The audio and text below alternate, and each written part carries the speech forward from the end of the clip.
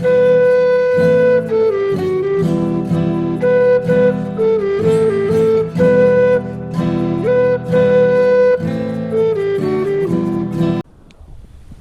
so I'm still in the woods and I'm looking for this elusive morel mushroom that everyone's talking about. These things are only available for like 4 weeks in the year and they taste amazing. I just can't seem to find any. I'm looking in all the right places, like for okay, so this is the leaf you're looking for. So I'm walking around in the woods looking for this leaf on the ground, and when you find a bunch of them, you know that there is an elm tree nearby, and I see if the elm tree is starting to die off, and I'm looking around for those mushrooms in that area. Maybe I just don't have the trained eye.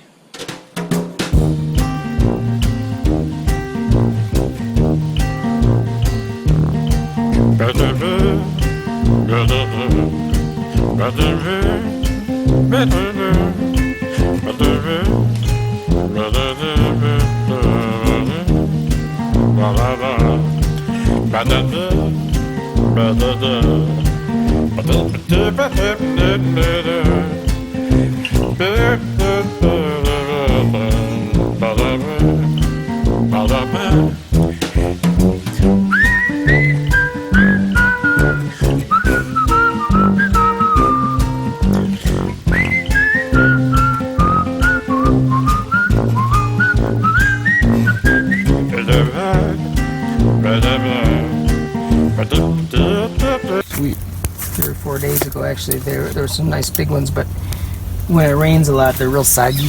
They actually still taste pretty good, but they're not near as good if you can harvest them without them getting rained on. So you can see all these guys.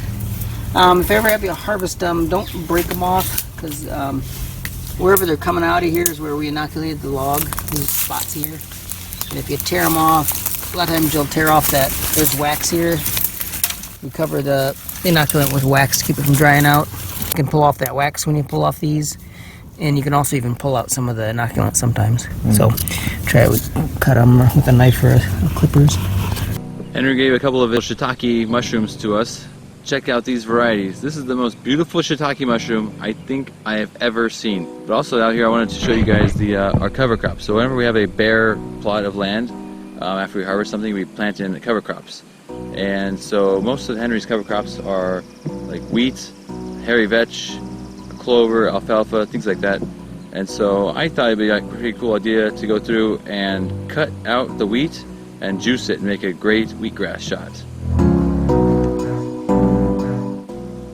There's a whole lot of reasons why cover crops are really amazing. Retain the soil structure and capture nitrogen from the atmosphere and put it into the soil, and also add organic matter and sequester carbon. So basically what I'm going to do is I'm going to cut the wheatgrass, get it by the top, shake out all the unwanted stuff, okay, and then go back through and make sure you don't have any of the other crops in here. Like this one, this is your hairy vetch. This is a legume. This actually captures the nitrogen from the atmosphere and puts it into the soil. Yeah, so that looks pretty good, and we're just going to make ourselves like a nice little pile right here. And when we get enough to juice, we're going to go to the juicer.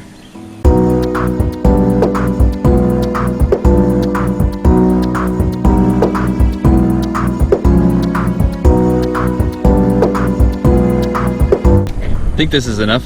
This will make about 3 tall glasses of wheatgrass juice, which is a lot.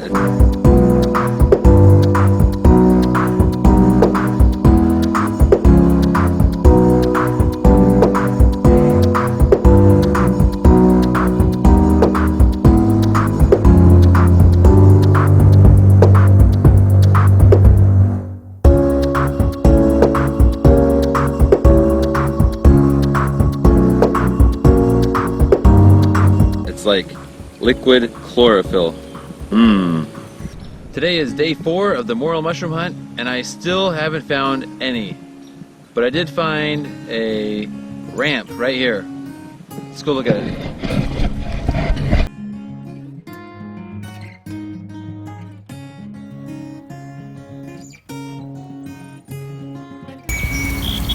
That was pretty magical.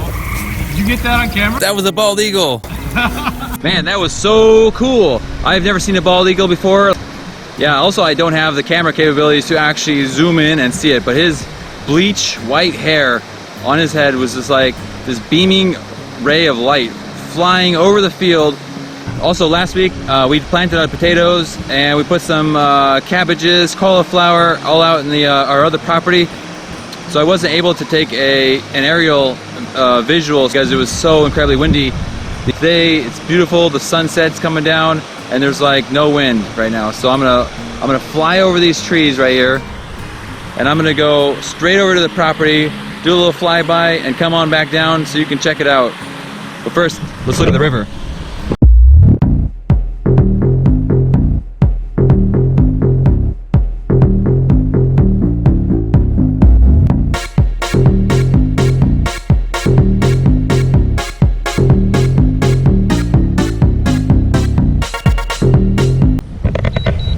So I guess I couldn't fly all the way because being on the farm, you have weak signals. So we're gonna drive over the property, check it out, and then we'll come back.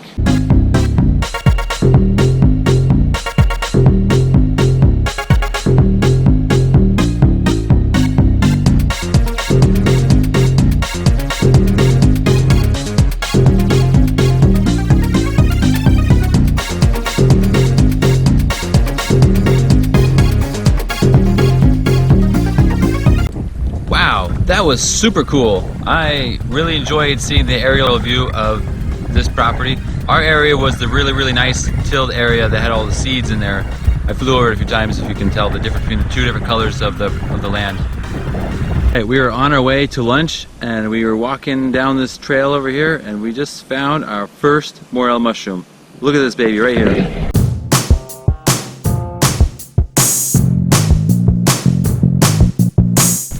They say that when you find your first one, just keep looking around, you're gonna find a few more, because once your eyes are trained towards this shape and the color, just keep on looking.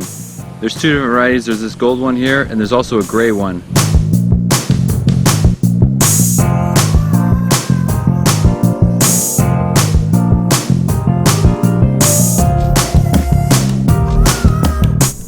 Alright, that's it for this week. Make sure you click that subscribe button below. I'll see you next week. And also, thank you to Kira and Stuart for helping me find some morel mushrooms.